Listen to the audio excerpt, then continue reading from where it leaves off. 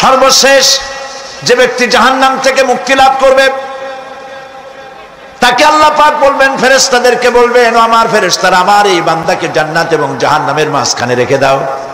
জান্নাত এবং জাহান্নামের মাঝখানে লোকটি যখন থাকার জায়গা পাবে সে জান্নাতের দিকে তাকায়া দেখবে আর কাঁদতে থাকবে। আল্লাহ পাক জিজ্ঞেস করবেন, বান্দারে, যুগের পর যুগ ধরে জাহান্নামে কেঁদেছো, আমি রব্বুল আলামিন জাহান্নাম মাফ করে দিয়া জান্নাত জাহান্নামের মাঝখানে রেখে দিয়েছি, আযাব থেকে তো বেঁচে গেছো, এখন কান্দো কেন? লোকটি বলবে, রব্বুল আলামিন কান্দি এই কারণে, জাহান্নাম থেকে মাফ করেছো, তোমার শুকরিয়া আদায় করি। জান্নাত তো আমার কপালে নাই, কিসমতে নাই, কিন্তু জান্নাত আমি এখান থেকে দেখতে পাচ্ছি, জান্নাতের সুঘ্রাণ আমার নাকে আসতেছে, কপালে নাই যাওয়ার। আমি কাঁদি এই জন্য, তুমি যদি মেহেরবানি করে আমাকে জান্নাতের দরজার কাছে একটু দাঁড় করায় দিতা, প্রাণ ভরে তোমার জান্নাতের দৃশ্যটা একটু দেখতাম। আল্লাহ পাক তার আরজি পূরণ করবেন, বলবেন যাও, ফেরেশতাদের বলবেন এর জান্নাতের দরজার কাছে দাঁড় করায় দাও। জান্নাতের দরজার কাছে দাঁড়িয়ে লোকটি আবার কান্না শুরু করবে। আল্লাহ পাক প্রশ্ন করবেন, এবার কান্দো কেন? লোকটি বলবে, রব্বুল আলামিন কান্দি এই কারণে, জান্নাতের এই দরজায় দাঁড়ায়া জান্নাতের অফুরন্ত নেয়ামত কিছুই ভালো করে দেখা যায় না, শুধু অল্প জায়গা দেখি।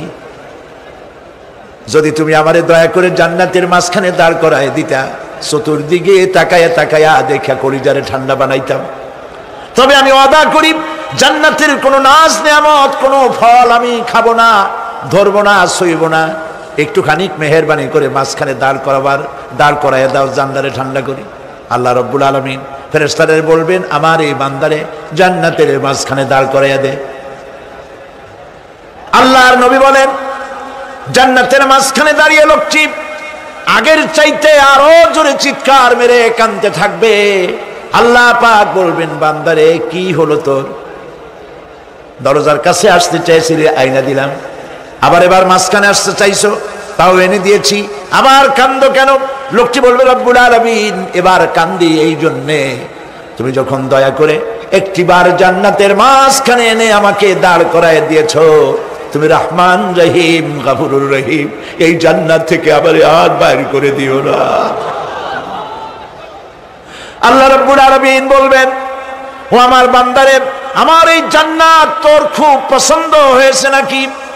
লোকটি বলবে, রব্বুল আলামিন কলিজা ঠান্ডা হয়ে গেছে, ভাবতেও পারি না এই জান্নাত এত সুন্দর। আল্লাহ পাক বলবেন, বান্দারে এরকম একটি নয়, দুইটা নয়, তোর জন্য আমি 10টা জান্নাতে এরকম রিজার্ভ করে রাখছি। সুবহানাল্লাহ। আল্লাহ পাককে ভয় করে পৃথিবীর সমস্ত পাপ থেকে যারা নিজেকে রক্ষা করবে, আল্লাহ তাদের জন্য এই জান্নাত রেখে দিয়েছেন। সুবহানাল্লাহ। সেই জান্নাতের রিসিপশন আপনারা আন্দাজ করতে পারবেন না, রিসিপশন কারে কয়।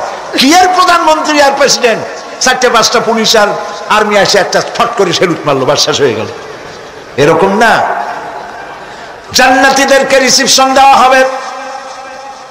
জান্নাতীরা যখন আল্লাহর হুকুমে জান্নাতের দিকে যেতে লাগবে, আর যখন জান্নাতের কাছে চলে যাবে, আল্লাহ রাব্বুল আলামিন শোনায় দিচ্ছেন, হাত্তা ইযা জাউহা ফুতিহাত আবওয়াবুহা ওয়া ক্বালা লাহুম খাযানাতুহা সালামুন আলাইকুম তিবতুম ফাদখুলুহা খালিদিন।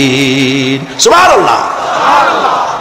জান্নাতীরা যখন জান্নাতে প্রবেশ করার দরজার মুখোমুখি হবে, দ্বার রক্ষীগণ তখন বলবে, সালামুন আলাইকুম, আল্লাহর শান্তি তোমাদের উপরে বর্ষিত হোক। সুবহানাল্লাহ। দুনিয়ার টাটকা টাটকা সুখগুলি 2 পা দিয়ে ছেড়ে দিয়েছো, টাটকা সুখগুলি গ্রহণ করো নাই, হারাম খাও নাই, আল্লাহর দ্বীন কায়েমের জন্য রক্ত দিয়েছো, জীবন দিয়েছো, কষ্ট করেছো, আল্লাহকে ভয় করেছো, আমাদের সালাম গ্রহণ করো, জান্নাতের মধ্যে ঢুকে যাও চিরকালের জন্য। সুবহানাল্লাহ। আর বাইরে হওয়া লাগবে না, চিরকাল এই জান্নাতের মধ্যে তোমরা বসবাস করতে পারবে, আল্লাহ রাব্বুল আলামিনের ফেরেশতারা বলে দিবেন। জান্নাতের মধ্যে আল্লাহ পাক হুরদের সঙ্গে জান্নাতীদের বিয়ের ব্যবস্থা করে দিবেন।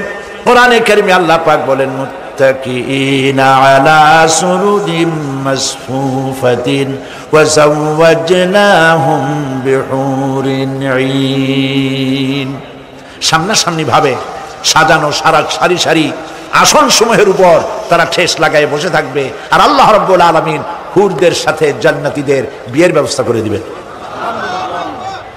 যেসব হুরের সঙ্গে বিয়ে হবে তাদের আল্লাহ পাক বিবরণ দিচ্ছেন কি রকম হবে তারা।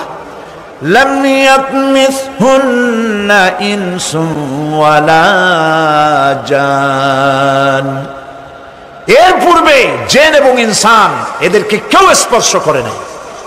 কি রকম তারা?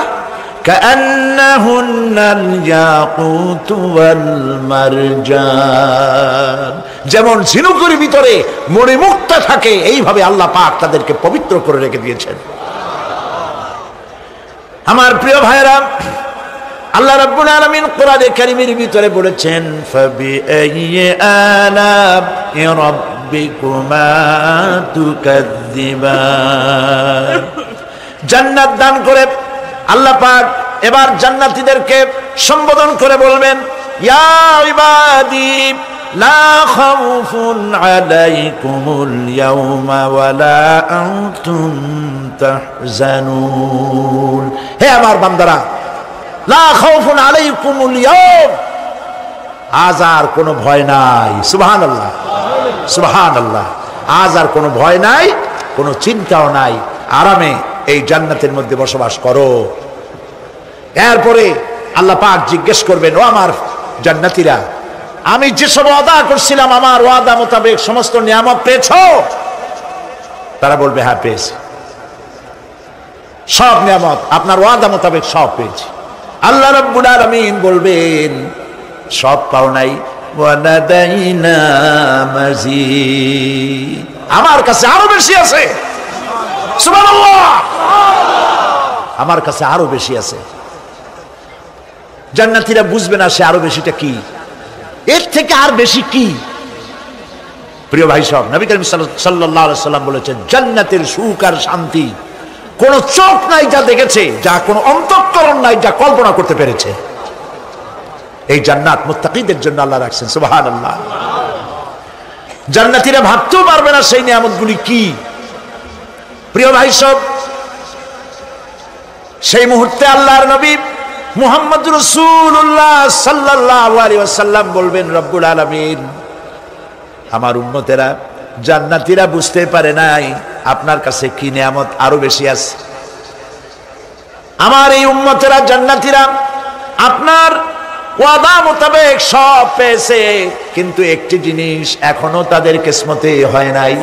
সেই জিনিসটা হলো যারা তার রবকে না দেখে শুধু কোরআন আর হাদিসের কথা শুনে আরবের ঘুম হারাম করে তাহাজ্জুদের নামাজ আদায় করেছিল, চোখের পানি ফেলেছিল, যারা জান্নাত দেখে নাই জাহান্নাম দেখে নাই, আপনাকে ভয় করে যারা জীবন পরিচালনা করেছিল, যারা আপনাকে দেখে নাই, না দেখে শুধু কোরআন হাদিস বিশ্বাস করে যারা অকাতরে নিজেদের জীবন বিলায় দিয়েছিল, এই জান্নাতীরা এখন পর্যন্ত তার রবকে দেখতে পারে নাই।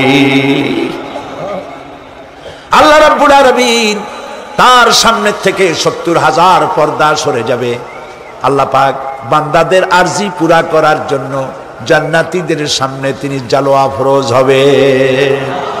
কোরআন শরীফের ভিতরে আল্লাহ পাক বলেন জান্নাতীরা তারা আল্লাহর দিকে, জান্নাতীরা তার রবের দিকে তাকিয়ে থাকবে, আর রব তার বান্দাদের দিকে তাকায়া থাকবে।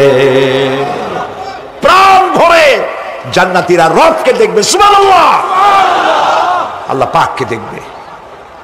প্রাণ খুলে আজ দোয়া করি রব্বুল আলামিন জান্নাতের যেই পরিবেশে যেই জায়গায় তুমি দয়া করে তোমার গোলামদেরকে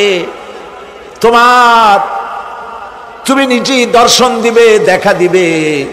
মনিব গো, ও আমাদের রব, আজ এই বিশাল জনসমুদ্র নিয়ে তোমার দরবারে আবেগ ভরা কণ্ঠে বলি, যে অনুষ্ঠানটি তুমি এমন মুবারক অনুষ্ঠান করবে যেখানে তুমি জান্নাতীদেরকে দেখা দিবে, ওই জান্নাতের কোনো একটি, ওই অনুষ্ঠানের কোনো একটি কোনায় কানায় আমাদেরকেও দাঁড় করাইয়া দেখার তৌফিক, প্রিয় ভাই সব, আল্লাহ রাব্বুল আলামিন মানুষের সামনে এত সব নিয়ামত রেখেছেন, এই জান্নাত দান করবেন। এরপরে আল্লাহ রাব্বুল আলামিন কোরআনে কারীমের মধ্যে বলেছেন, রব্বিস সামাওয়াতি ওয়াল আরদি ওয়া মা বাইনাহুমার রাহমানি লা ইয়ামলিকুনা মিনহু খিতাবা। এসব পুরস্কার রয়েছে তোমাদের সেই রবের পক্ষ থেকে যিনি আকাশ আর জমিনের মালিক। সুবহানাল্লাহ বলবেন না? যার সামনে কথা বলার ক্ষমতা কারো হবে না। এটি একটি মারাত্মক কথা। কিয়ামতের দিন আল্লাহর দরবারে কেউ কথা বলতে পারবে না আল্লাহর নির্দেশ ছাড়া। একটি আকীদা পরিষ্কার করে নিয়ে যান আপনাদের। সে আকীদাটা এভাবে পরিষ্কার করুন, কোন পীর সাহেব, কোন খাজা বাবা, কোন মাওলানা, কোন মুহাদ্দিস, কোন বুজুর্গ আপনাকে সুপারিশ করতে পারবে না যদি না আল্লাহ পাক তাকে কথা বলার তৌফিক না দেন। মনে থাকবে এটা। আয়াতুল কুরসির ভিতরে আমরা পড়ি, মান যাল্লাযী ইয়াশফাউ ইনদাহু ইল্লা বিইজনিহি। আল্লাহ পাক বলেছেন কিয়ামতের দিন আল্লাহর দরবারে কার সাহস আছে কথা বলতে পারে? মান যাল্লাযী ইয়াশফাউ ইনদাহু ইল্লা বিইজনিহি। আল্লাহর ওয়ার্ডার ছাড়া, হুকুম ছাড়া আল্লাহর সামনে কথা বলার সেদিন কেউ থাকবে না। সুবহানাল্লাহ। কেউ কথা বলতে পারবে না। সুপারিশ করতে হবে আল্লাহ যারে বলেন তুমি করো, অমুকের জন্য করো, সেই ব্যক্তি শুধু তার জন্যই করতে পারবে, আর কেউ কথা বলতে পারবে না। সেই কঠিন হাসরের ময়দান, যেদিন শুধুমাত্র আল্লাহ পাক কথা বলবেন, আর যারে বলতে বলবেন সেই কেবলমাত্র বলতে পারবে। সুপারিশ এটি আল্লাহ পাক কিয়ামতে পারমিশন দিলে বলা যাবে। হযরত ইব্রাহিম আলাইহিস সালাম, হযরত ইব্রাহিম আলাইহিস সালাম কিয়ামতের দিন তার নিজের পিতা সম্পর্কে সুপারিশ করবেন, রব্বুল আলামিন আমার আব্বার জন্য সুপারিশ করতেছি, মেহেরবানি করে জাহান্নাম থেকে তারে আপনি রক্ষা করুন। আল্লাহ রব্বুল আলামিন বলবেন, ইব্রাহিম তোমার সুপারিশ মঞ্জুর হবে না। প্রিয় ভাই সব, একটু মাথা খাটান, চিন্তা করেন। উলুল আযম পয়গম্বর, জাতির পিতা। কে জাতির পিতা? চিল্লায় বলুন, কলিজা সাফ করে ফেলুন। মুসলমানদের জাতির পিতা হাফিজ হাবি কেউ হতে পারে না।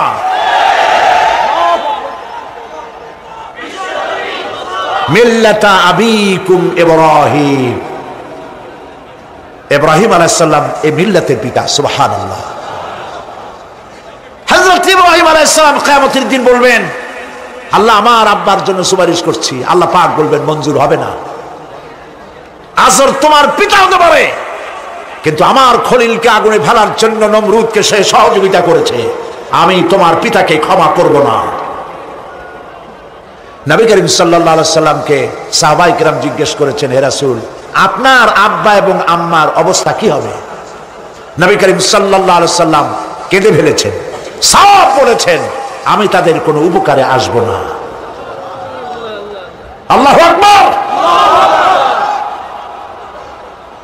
আপনি মনে করছেন নাকি যে ইয়া নবী সালাম আলাইকা বলি অমনি নবী সুপারিশ পাবেন? এত সহজ। কতগুলো রসগোল্লা খাইলেন আর বড় একটা মিছিল করলেন আর অমনি চলে যাবেন?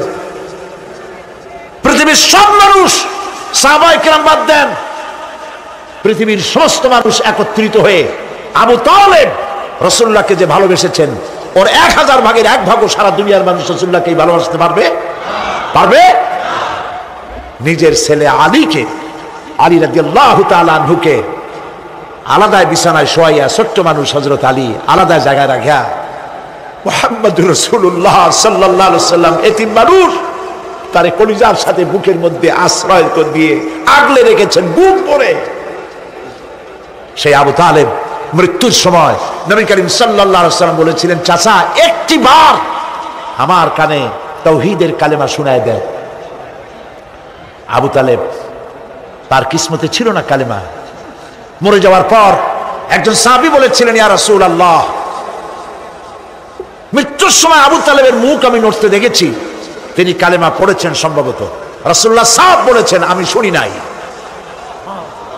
এত ভালোবাসার পরেও হাদিস শরীফে এসেছে আবু তালেব জাহান্নামে যাবে। কোথায় যাবে? জাহান্নামে। সবচাইতে কম আযাব হবে কার? আবু তালেবের। কম আযাবটা কি? হাদিস শরীফে এসেছে কম আযাব হলো জাহান্নামের আগুন দিয়ে এক জোড়া জুতা তৈরি করে আবু তালেবের পায়ে পরিয়ে দেওয়া হবে। সেই জাহান্নামের আগুনের তৈরি করা জুতার তাপে আবু তালেবের মাথার ঘিলুগুলো টকবক করে বউ পড়তে লাগবে। এত ভালোবেসে যদি কিয়ামতে উপায় না হয়, আপনি ইয়া নবী সালাম আলাইকা, ইয়া রাসূল সালাম আলাইকা, আর কতগুলো জিলাপি খাইলেন, বড় একটা মিছিল করলেন। প্রিয় ভাই সব, এইসব বেদাত ছাড়ুন, এগুলি সুস্পষ্ট বিদআত। রাসূলুল্লাহকে ভালোবাসবেন, সাহাবীরা যেভাবে ভালোবেসেছেন ওইভাবে ভালোবাসবেন।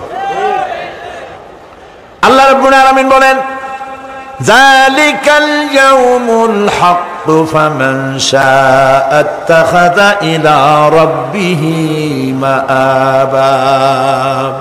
এই দিনটি অবশ্যই আসবে, সেদিনটি নিশ্চিতভাবে আসবে। আর এখন যার ইচ্ছা সে তার রবের দিকে অগ্রসর হোক।